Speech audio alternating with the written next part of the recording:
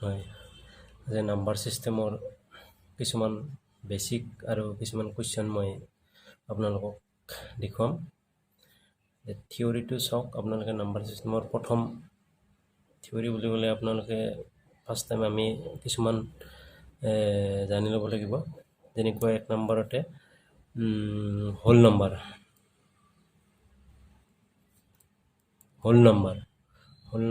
Whole নাম্বাৰটো হ'ব আমি অসমীয়াত কওঁ গোটা বা পূৰ্ণ সংখ্যা। এইটো গোটা বা পূৰ্ণ সংখ্যাটো আমি কি ক'ৰ পৰা ধৰিম আমি? এইটো হ'ব 0ৰ পৰা ষ্টাৰ্ট কৰি 1 2 ইয়ালৈকে একদম ইনফিনিটিলৈকে এইটো আমি হোল নাম্বাৰ বুলি ধৰি ল'ম। তাৰপিছত 2 নম্বৰতে এইখিনি আপোনালোকে মনত ৰাখিব। তাৰপিছত আছে নেচাৰেল নাম্বাৰ, প্ৰাকৃতিক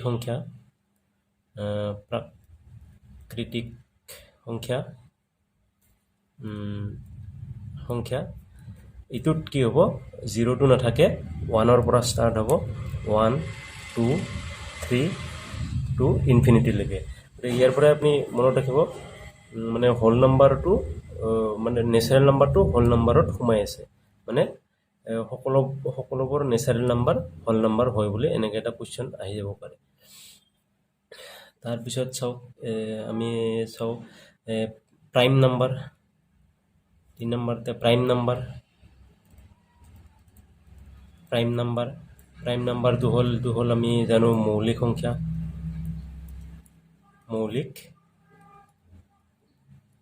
সংখ্যা। এইটো যেনেকুৱা আমি প্ৰাইম নাম্বাৰটো প্ৰথম আটাইতকৈ সৰু মৌলিক সংখ্যাটো হ'ল 2। 2ৰ পৰা নেক্সট 3 যিটো আমি 2য়েদি হৰণ নাযায় সেইটো আমি প্ৰাইম নাম্বাৰ বুলি কওঁ। 2 3 7 এনেকৈ ইনফিনিটিলৈকে হ'ব। এইখিনি মনত ৰাখিব। এইখিনি মই একেবাৰে আপোনালোকক লিখি দিছোঁ, আপোনালোকে চাই নোট কৰি থৈ দিব। এইখিনি চাওক হোল নাম্বাৰ 0ৰ পৰা আপুনি যিমানলৈকে কাউণ্ট কৰিব পাৰে সিমান হ'ল হোল নাম্বাৰৰ ভিতৰত পৰে। নেচাৰেল নাম্বাৰ প্ৰাকৃতিক সংখ্যা। তাৰপিছত 0টো বাদ দি 1 2 3 4 এনেকৈ ইনফিনিটিলৈকে আছে। প্ৰাইম নাম্বাৰ মৌলিক সংখ্যা, এইখিনি আপোনালোকে জানিবই। 2টো আটাইতকৈ সৰু মৌলিক সংখ্যা। 2 3 7 এনেকৈ যিটো 2য়েৰে হৰণ নাযায়। তাৰপিছত কম্পজিট নাম্বাৰ যৌগিক সংখ্যা, 2য়েৰে হৰণ যোৱাবিলাক যেনেকুৱা 2 2 গুণ 4 6 8 এনেকৈ ইনফিনিটিলৈকে। তাৰপিছত চাব এইটো ইণ্টিজাৰ মানে হ'ল পূৰ্ণাংক মানে এইটোত কোনো হেৰি নাথাকে, গোটা সংখ্যা মানে এইটো যেনেকুৱা -100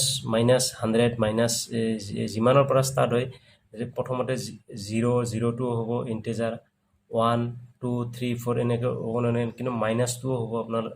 ইণ্টিজাৰ। -1 -2 -3 এনেকৈ এপিনেও হ'ব আপোনাৰ এইটোকো কয় ইণ্টিজাৰ, মানে হ'ল এইটো পূৰ্ণ সংখ্যা। ইয়াত মানে এতিয়া ক'ব পাৰে আপোনালোকে যেনেকুৱা পূৰ্ণ হ'লে আপোনাৰ যেনেকুৱা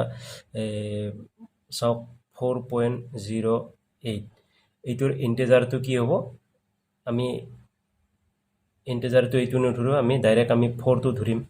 4টো হ'ব ইণ্টিজাৰ, মানে পূৰ্ণ সংখ্যাটোক ধৰিম আমি এইটো। তাৰপিছত যেনেকুৱা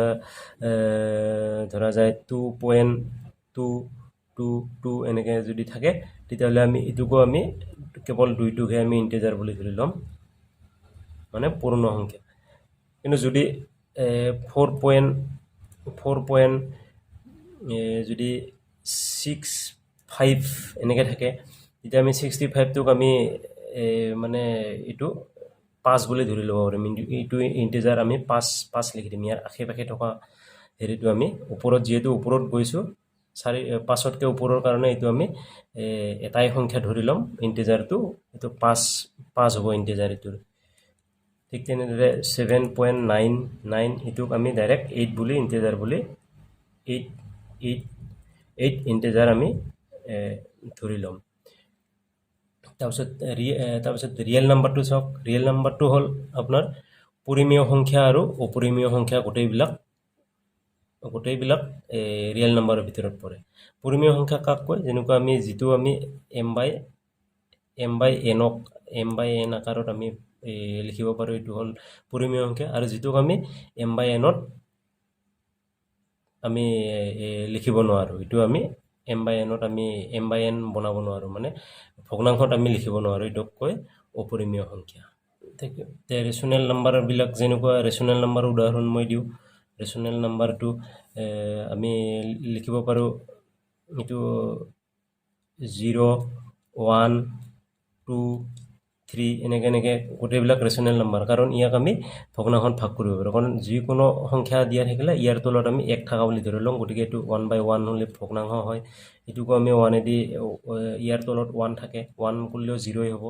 ইয়াৰ তলতো 1 থাকে ইয়াৰ তলতো 1 থাকে গতিকে এইটো আমি ভগ্নাংশত ভাগ কৰিব পাৰিছোঁ কাৰণে এইটো ৰেচনেল নাম্বাৰ হয়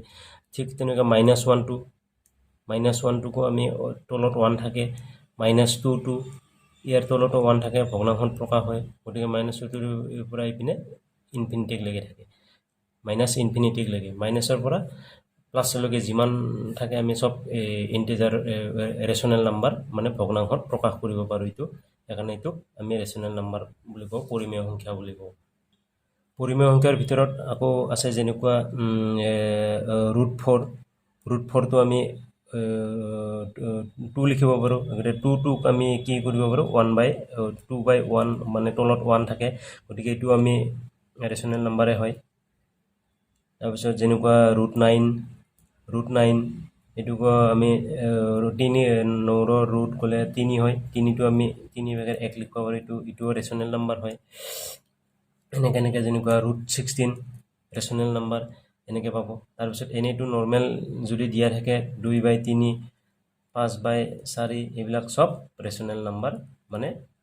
পৰিমেয় সংখ্যা ভগ্নাংশত ভাগ কৰিব পাৰোঁ যেনেকুৱা 1.444 মানে 4 এনেকৈ অগণন আছে গতিকে এইটোক আমি কি লিখিব পাৰোঁ এইটোক আমি 4ৰ ওপৰত বাৰ মানে 4 বহুত আছে সেইকাৰণে আমি এইটো 4 লিখিব পাৰোঁ বা এইটোক আমি লিখিব পাৰোঁ 1 প্লাছ তাৰ আচলতে আছে 9/4 মানে হ'ল 1/9/4 9 × 9 = 4 13 এইটো ৰেচনেল নাম্বাৰ হয় ঠিক তেনেদৰে 2.767676 এনেকৈ ভাগ হৈ যাইছে এইটো ইনফিনিটিক লাগি যদি থাকে এইটো আমি ৰেচনেল নাম্বাৰতে পৰে 767676 এইটো ৰিপিটেড হৈছে গতিকে আমি এইটো 2.76 দুয়োটাৰ ওপৰতে আমি ৰিপিট হৈছে কাৰণে দুয়োটাৰ ওপৰত এইটোক লিখিব পাৰোঁ আমি 2 প্লাছ 76/99 এইটো ভগ্নাংশত ভাগ কৰিলে ওলাব আপোনালোকৰ ইৰেচনেল নাম্বাৰটো হ'ল অপৰিমেয় সংখ্যাটো হ'ল ARRAT ইৰেচনেল নাম্বাৰ এইটো আমি ভগ্নাংশত ভাগ কৰিব নোৱাৰোঁ যেনেকুৱা এইটো √2 উদাহৰণ যেনেকুৱা ইৰেচনেল নাম্বাৰ √2 √3 মৌলিক সংখ্যাবিলাকৰ যিবিলাকত ৰুট থাকে এইটো আমি ইৰেচনেল নাম্বাৰ বুলি কোৱা যাওঁ ঠিক তেনেদৰে পাইটোকো আমি মান ওলাব নোৱাৰোঁ পাই মানে হ'ল 7/22 এইটো পাইৰ মানটো আমি উলিয়াব নোৱাৰোঁ কাৰণ এইটো ৰিপিটেড নহয় এনেকুৱা আমি কেতিয়াও আকাৰত লিখিব নোৱাৰোঁ যেনেকুৱা 7/22টোক আমি যদি 22ক যদি হৰণ কৰি দিওঁ 22ক যদি হৰণ কৰি দিওঁ 7 3 × 21 2ৰে গ'লে 1 তাৰপিছত পইণ্ট দিলোঁ 10 7 × 7 3 তাৰপিছত গ'লে 3 তাৰপিছত 7 4 × 28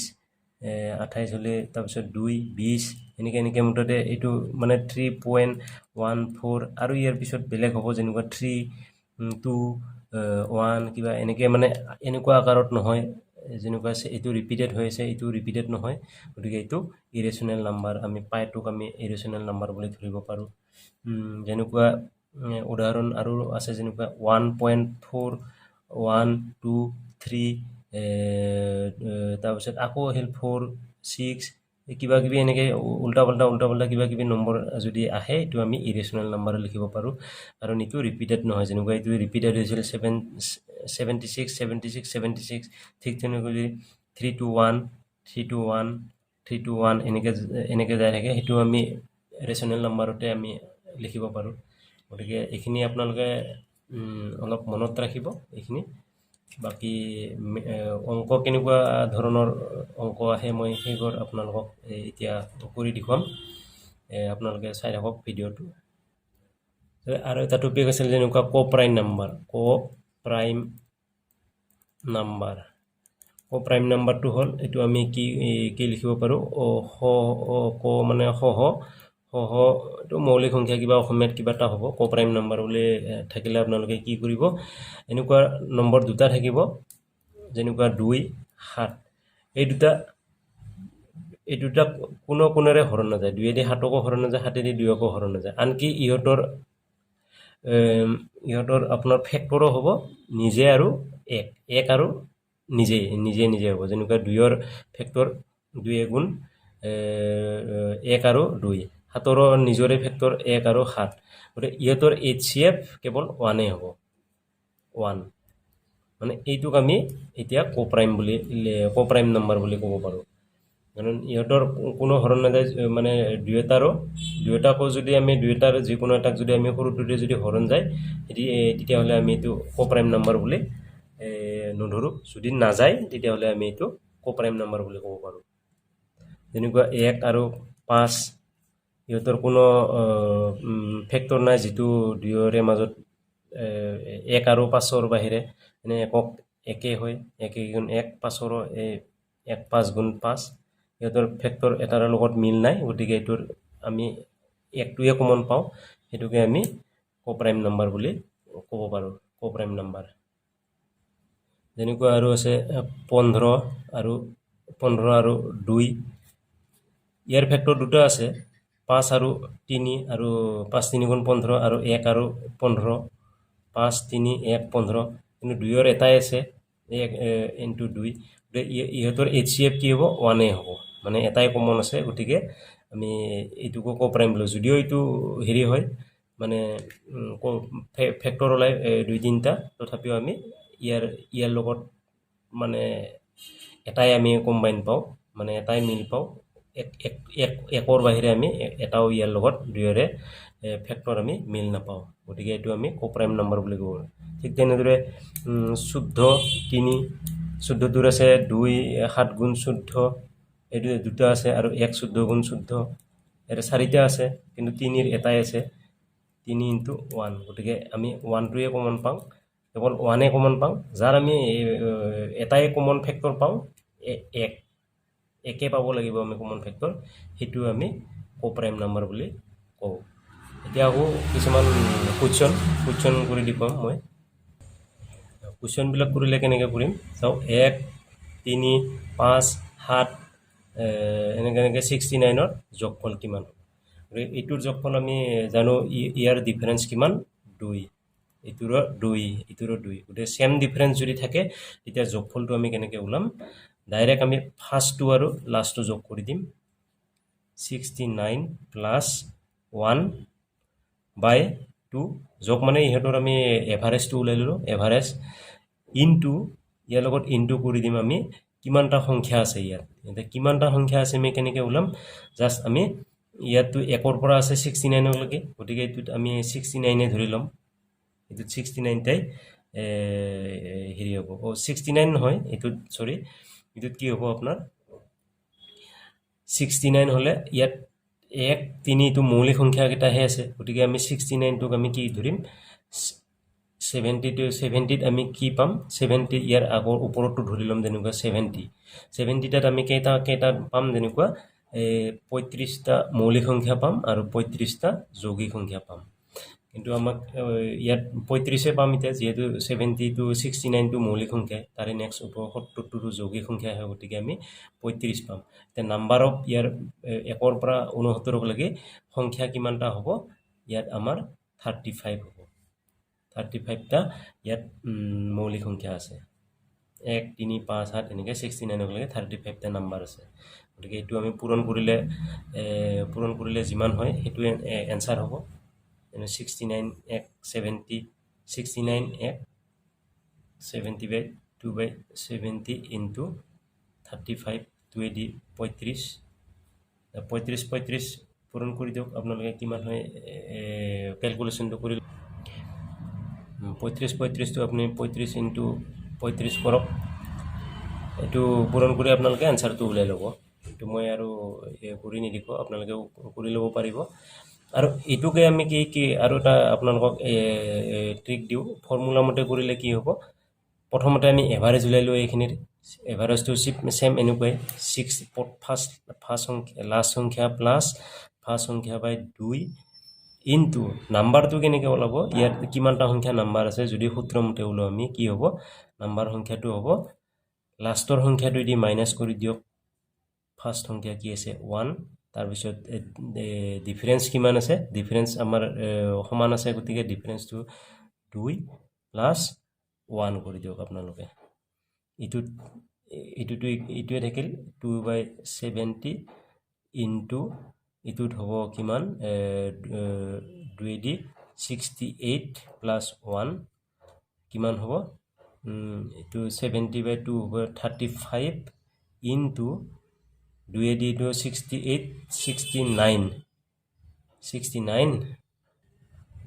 2 যাব 2 3 গুণ 6 তাৰ পিছত 2 4 গুণ 8 34 প্লাস 1 35 যেটো সুবিধা পায় এটো মতে কৰি দিয়ক আপোনালোকে সূত্ৰটো জাস্ট আমি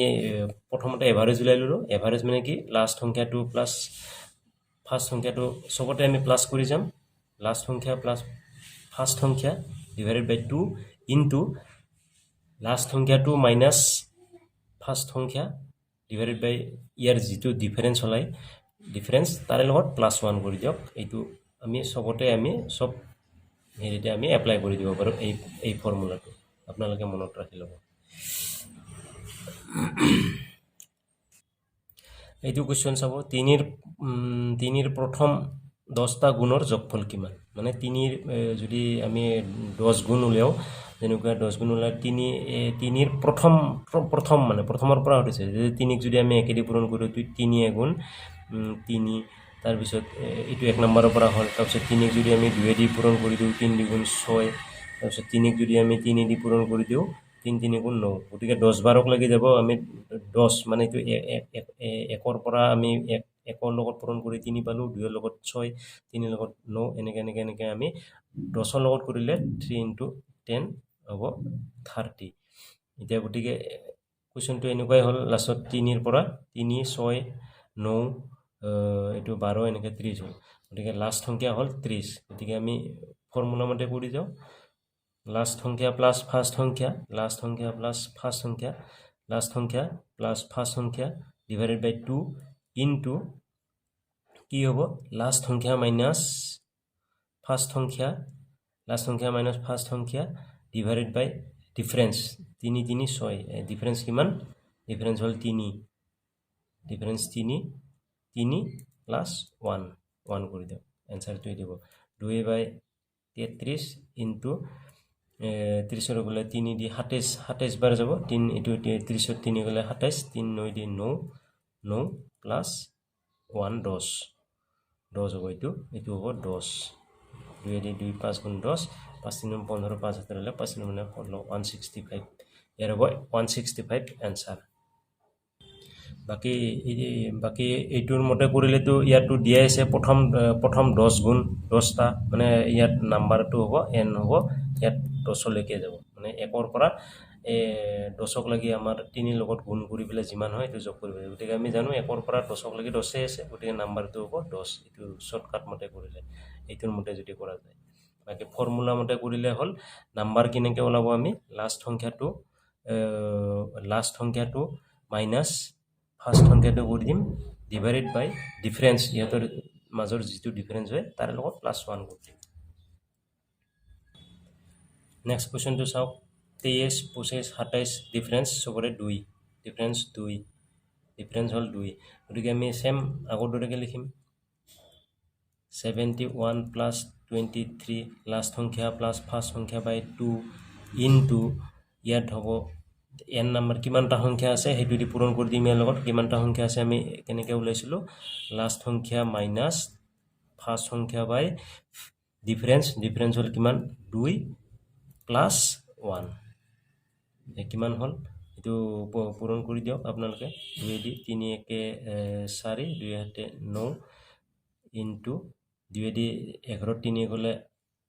2 দি 11 3 গ'লে 8 এটা থাকিল 6 6 2 গ'লে 4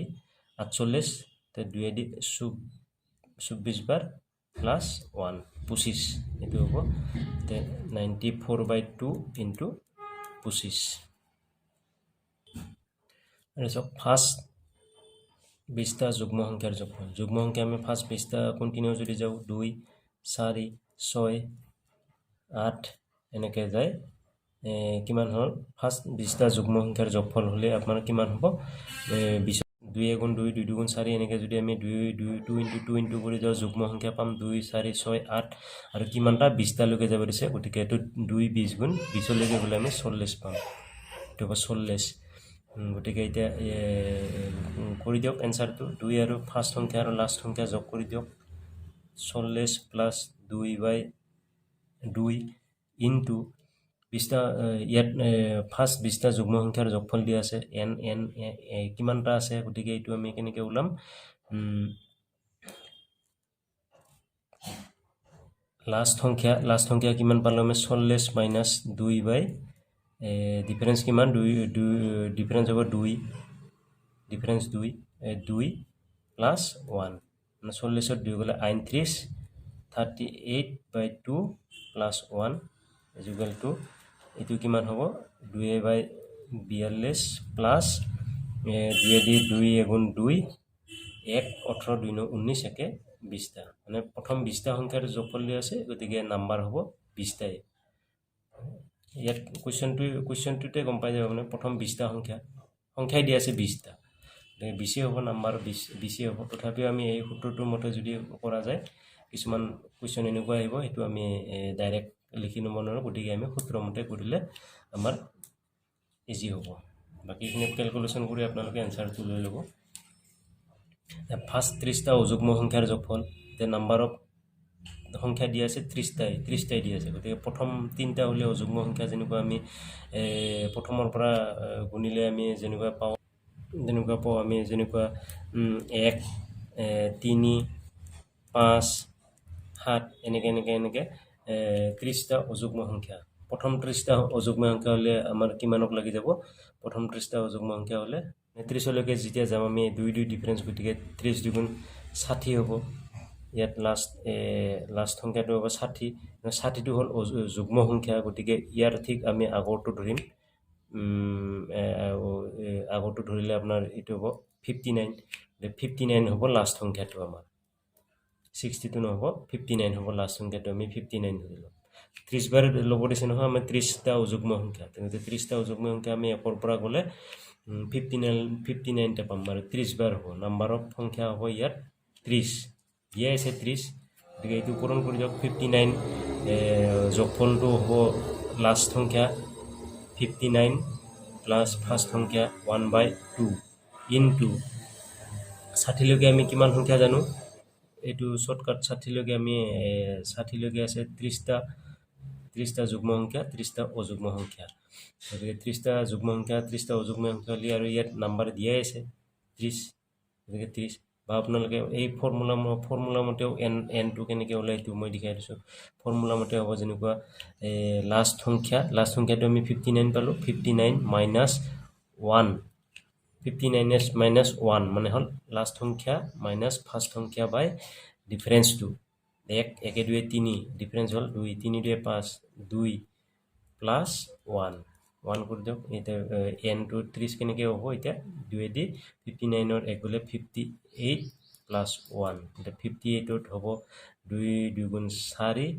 1 18 2 9 গুণ 18 29 প্লাস 1 30 আৰু দিয়াও আছে আমাক 30টা অযুগ্ম সংখ্যা গতিকে নাম্বাৰ 30 হ'ল বাকি আৰু 30 লৈকে 30টা অযুগ্ম সংখ্যা যদি আমি লোৱা যায় লাস্ট সংখ্যাটো হ'ব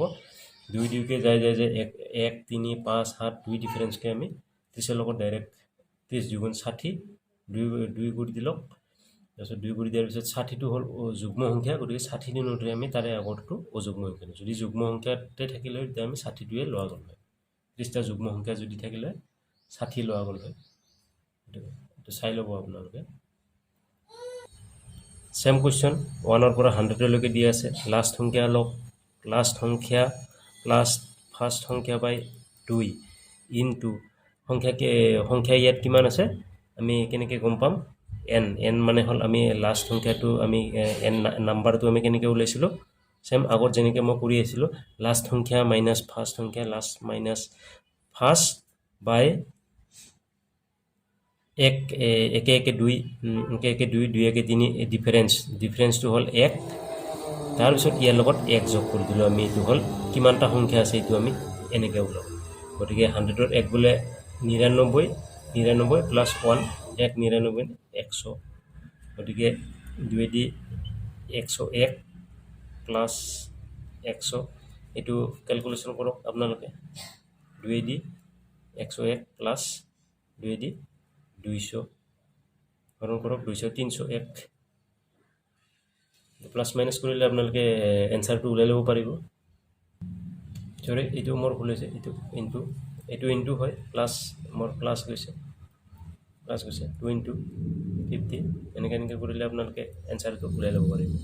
ইয়াত দিয়া আছে আমাৰ 100টা সংখ্যা নাম্বাৰ 100 লাগি আছে 100 হ'ব গতিকে 100টাৰ যোগফল ওলাব দিছে 100 হ'ব নাম্বাৰ ফাৰ্ষ্ট সংখ্যা প্লাছ লাষ্ট সংখ্যা ডিভাইডেড বাই 2 ইনটু নাম্বাৰ ওলোৱা ফৰ্মুলাটো এইটো যেটো মই